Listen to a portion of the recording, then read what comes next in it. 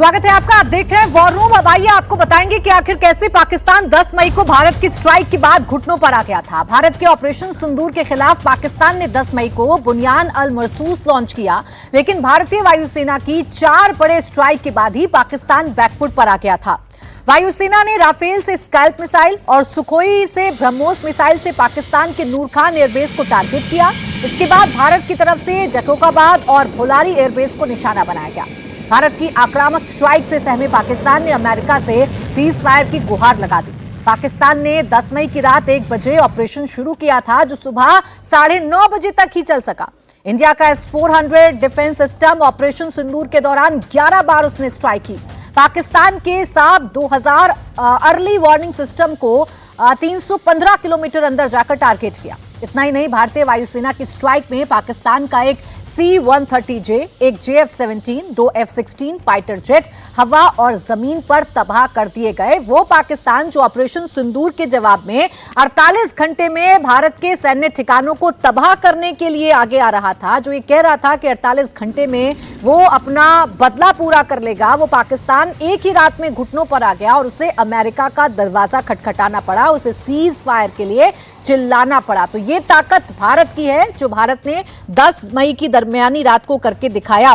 पहल सर, अगर 10 मई की रात की ही हम सिर्फ बात कर लें, क्योंकि यही टर्निंग पॉइंट है, यही भारत ने दिखाया कि हम सिर्फ आतंकी कैंप ही नहीं, अगर आप हमारे मिलिट्री इंस्टॉलेशन को अटैक करने की कोशिश करेंगे तो फिर चाहे नूर खान हो, चाहे फिर भुलारी हो, चाहे फिर जकोकाबाद, हम हर जगह निशाना दाग सकते हैं और बड़ा सटीक निशाना दाग सकते हैं। बिल्कुल सही कहा आपने प्राची जी। सबसे पहले यह कहूंगा मैं कि जो भी हमने अटैक किया था वो 9 टारगेट सिस्टम सारे के सारे टेरर कैंप्स थे या फिर उनके रिक्रूटमेंट और इंडोक्ट्रिनेशन सेंटर्स थे। हमने तो एक भी मिलिट्री टारगेट को हिट नहीं किया, हमने तो एक भी सिविलियन टारगेट को हिट नहीं किया। लेकिन भारत में ऐसे कोई कैंप्स है ही नहीं, तो वो कहां हिट करते? और उन्हें अपनी आवाम को भी जवाब देना है, इसलिए उन्होंने हमारे मिलिट्री और सिविलियन टारगेट्स को हिट किया। यानी यहां तक कि उन्होंने एक पूंछ के पास गुरुद्वारे को भी हिट कर दिया। तो कहीं ना कहीं क्लियरली दिखाता था कितना डेस्परेट, कंफ्यूज था पाकिस्तान। जैसे ही उसने एस्केलेशन स्केल पे ऊपर गए, वो हमने उस स्केल ऑफ कॉन्फ्लिक्ट पे भी डोमिनेट किया।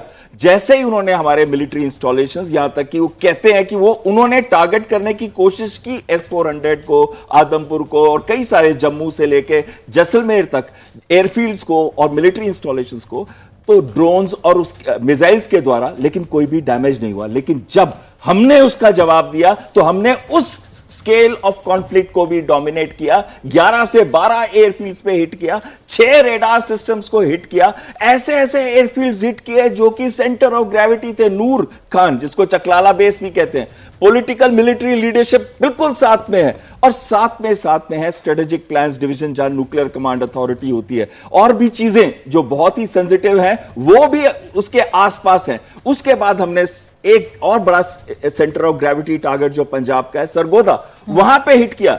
और उसको कहां हिट किया? जो 20 किलोमीटर सिर्फ दूर है, किराना हिल से। तो कहीं ना कहीं मैसेज उनके पास बहुत क्लियर चला गया था कि अगर बड़ी जल्दी वो सीज फायर की तरफ नहीं गए तो पूरा का पूरा जो उनके मिलिट्री इंफ्रास्ट्रक्चर है कहीं ना कहीं बहुत हेवीली डैमेज किया जा सकता है। अब देखिए, मुरीद को भी तो हमने हिट किया, जहां पे उनका ड्रोन्स की कॉन्सेंट्रेशन है, चाहे वो अनमैन्ड कॉम्बैट एरियल ड्रोन्स हैं या फिर अनमैन्ड ड्रोन्स हैं, यानी कि जो विदाउट वेपन्स हैं और विद वेपन्स, दोनों वहां पे काफी भारी संख्या में है। उनके जो एयरक्राफ्ट है, हमने तो AEW-C जो उनके हैंगर के अंदर था उसको भी उड़ा दिया।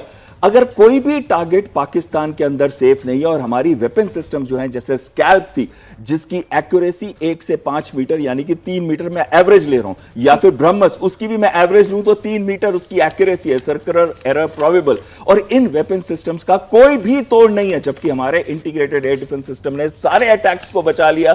उनका जो इंटीग्रेटेड एयर डिफेंस सिस्टम था फेल हो गया, HQ-9B तक को हमने हिट कर दिया। उनके जो की रेडार्स थे, लाहौर से लेके गुजरांवाला, पसरूर, सारे के सारे तबाह और बर्बाद कर दिया। और नीचे भी जितने इंपॉर्टेंट रेडार्स थे, सक्कर तक, वो भी डिस्ट्रॉय, तबाह और बर्बाद बर्बाद कर दिए।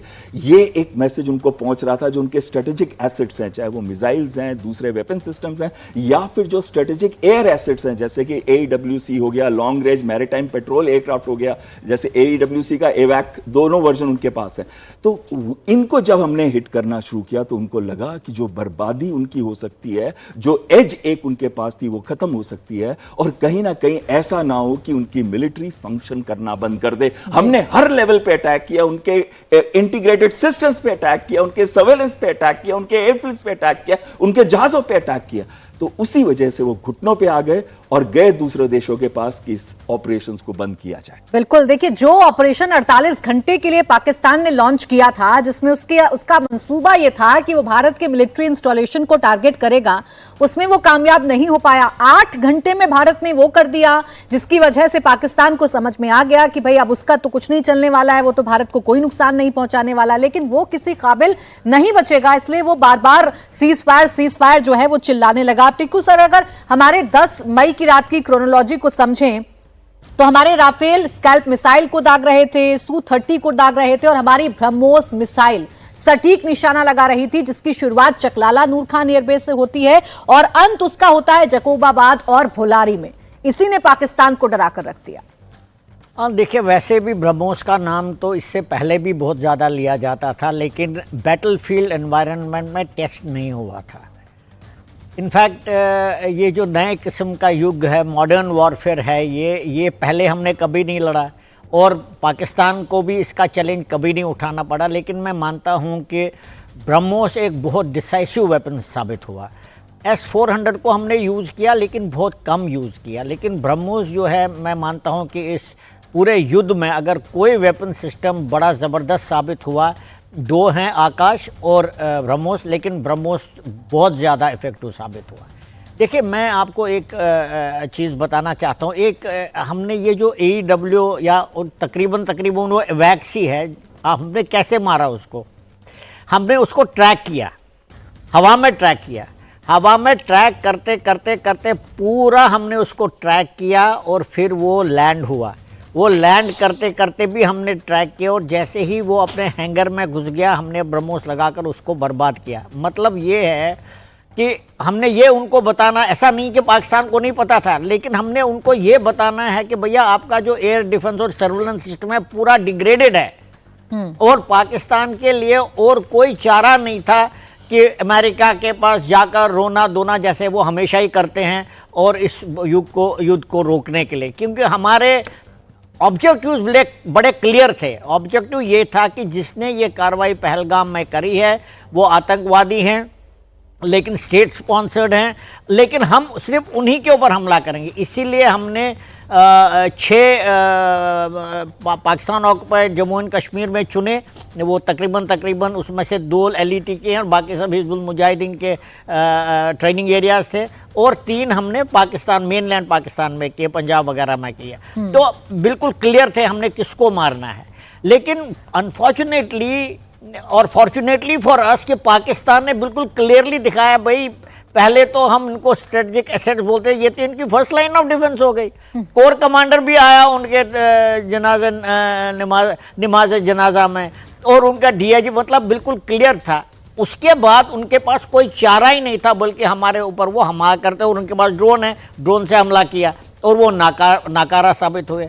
जब उन्होंने लेवल बढ़ा दिया, फिर हमने उनको बता दिया कि हम कहाँ कहाँ पहुँच सकते हैं। जो 11 से 12 एयरफील्ड्स पर हमने हमला किया और तकरीबन सभी कामयाब हुए। तो हाँ। उनको ये पता चला कि भाई ये अब कार्रवाई आगे नहीं बढ़ सकती है, क्योंकि उनका देश ही, क्योंकि आर्मी खत्म हो जाएगी, आर्मी के एसेट्स खत्म हो जाएंगे तो देश तो टूटने की कगार पर आएगा। वैसे ही बलोच अलग से रहना चाहते हैं, खैबर पख्तूनख्वा में प्रॉब्लम है उनकी। तो मैं मानता हूँ कि पाकिस्तान के लिए और कोई चारा ही नहीं था घुटनों पर आने का और सीज फायर मांगने का। जब सीज फायर की बात हम सिन्हा सर करेंगे तो इसके अंदर की जो लाइन है वो भी बतानी पड़ेगी कि JF-17 का नुकसान पाकिस्तान को हुआ, F-16 का नुकसान पाकिस्तान को हुआ, C-130 का नुकसान पाकिस्तान को हुआ, और S-400 11 बार अगर S-400 ने कार्रवाई की है, अगर उसने काम किया है, और 315 किलोमीटर अंदर घुसकर अगर हम मार रहे हैं, तो यही वजह बनी सीज फायर की जो वो घुटनों पर आया।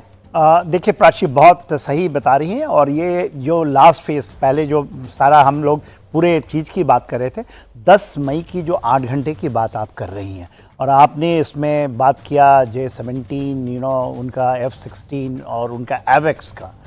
देखिए जो खास करके भुलारी है, भुलारी तकरीबन कराची से 100 किलोमीटर नॉर्थ पे पड़ता है, तो ये इनका लास्ट मोस्ट बेस है। यहाँ पर बहुत क्षति हुई है, और वहाँ पर भी उन्होंने, पाकिस्तान ने ये माना है कि उनके एक स्क्वाड लीडर मारे गए हैं और एक एवेक्स की बात मारी गई।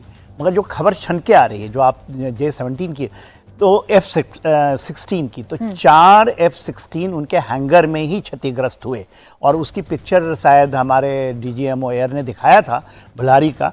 तो सबसे ज़्यादा क्षति उनको भुलारी में हुई है, जो एसेट वाइज। एवेक्स भी जो हुआ है, जिसमें एक स्क्वाड लीडर मारे गए हैं, एवेक्स इन द एयर में नहीं था, ग्राउंड पे ही था शायद वहाँ, और उसमें वो रेडी कंडीशन में था जो मारा गया, जो भुलारी की आप बात कर रही हैं। फिर आपने एक बात पूछा बहुत कि ये S-400, ये पहली बार खबर आई है और हिंदुस्तान टाइम्स के अंदर आई है, तो इसमें कितना है कि 11 बार यूज़ हुआ है। तो 11 बार यूज़ करने का यदि मैं विश्लेषण करूं आपके लिए, तो तकरीबन 3 से 4 दिन की लड़ाई हुई है, 90 घंटे की लड़ाई हुई है, और ये रेट्रीब्यूशन 7 तारीख को हुई है। तो 7 तारीख को जरूर जब हमने हिट किया, इन 25 मिनट्स वी हिट 4 टारगेट, तो ऐसा नहीं कि पाकिस्तान चुप बैठा होगा, उसका रिट्रीब्यूट किया होगा। देखिए S-300 की सबसे बड़ी कैपेबिलिटी हमारे दर्शकों को समझनी चाहिए, जो 300 किलोमीटर हम डीप इनसाइड देख सकते हैं, सबसे बड़े उसका जो एसेट है उसका, और तकरीबन वो 600 kilometre, sorry inside, deep inside, और 300 टारगेट। सोच लीजिए यदि पाकिस्तान के किसी भी जगह से 300 टारगेट उठता है, चाहे प्लेन उठे या कोई चीज़ उठे, ड्रोन, वो उसको पकड़ सकता है 600 किलोमीटर इनसाइड। और वो क्या करता, क्या वो 600 बार फायर करेगा? नहीं करता। उसकी तकनीकी, उसका इंटीग्रेशन हमारे आकाश तीर से हुआ है, जो एयरफोर्स का अपना एक कमांड सिस्टम है, जो कि पुराना टेस्टेड सिस्टम है, और उसका दोनों का इंटीग्रेशन, और वो एलोकेट करता है टारगेट। S-400 ने एलोकेट किया, और उसने सोचा कि इतने दिन की लड़ाई में केवल 11 बार, सोचिए, फायर कंट्रोल हम कहते हैं बहुत इंपॉर्टेंट, अदरवाइज सब वेपन यदि खुल जाए तो आपका कितना नुकसान होगा। और उसके मिसाइल जब फायर करते हैं बड़े कॉस्टली होते हैं, तो जो आपके दर्शकों को ये समझना पड़ेगा, एवरेज 3 बार यदि हम करते हैं, 11 बार आप इसको बांटिए, तो 3 या 4 बार आप इसका यूज हुआ होगा। मेरा ये मानना है कि ये सेकंड रात, जो 8-9 की रात है, 9-10 की रात है, इसका सबसे ज्यादा यूटिलाइज हो सकता है, 4 बार या 5 बार हुआ। और ये जो बहुत अच्छी बात जो खुल के आई, यदि ये सच्चाई है कि 11 बार ही फायर हुआ, तो 11 फायर हुआ तो 1 या 2 मिसाइल ही फायर हुए होंगे, और वेरी इफेक्टिव वैल्यू टारगेट के ऊपर में फायर किया गया होगा। इसकी विश्लेषण इसलिए बहुत जरूरी है, हम मिलिट्री जब इसको देखते हैं उस एंगल से, कि आप देखिए फायर कंट्रोल हम इसको बहुत बड़ा मानते हैं। हमारी सबसे अच्छी फायर कंट्रोल एम्बुश में होती है। जब हम एम्बुश लगाते हैं तो हमारा फायर कंट्रोल में इतना कंट्रोल होना चाहिए कि हम अननेसेसरी अपने एम्यूनिशन को वेस्ट नहीं करें और अपने पोजीशन को जाहिर ना करें, क्योंकि S-400 शूट एंड स्कूट वाला भी है। ये ऐसा नहीं कि एक जगह स्टैटिक है, वो फायर करके अपनी पोजीशन को भी बदलता है, क्योंकि दुश्मन उसके पोजीशन को पकड़ लेता है। यदि मैंने फायर किया तो उसको जो उसकी एंटी सैटेलाइट रडार्स हैं वो पकड़ लेती है, और आपके ऊपर में तुरंत पलट वार कर सकते हैं। तो वो थोड़ा सा हट करके अपने पोजीशन को चेंज करता है। और ये दर्शकों को ये समझना बहुत जरूरी है कि हमने कितनी माहिरता इसकी, जो आदमपुर में प्रधानमंत्री गए, सेम F-400 वो कहता था मार दिया, और उसको एक खरोच तक नहीं आई।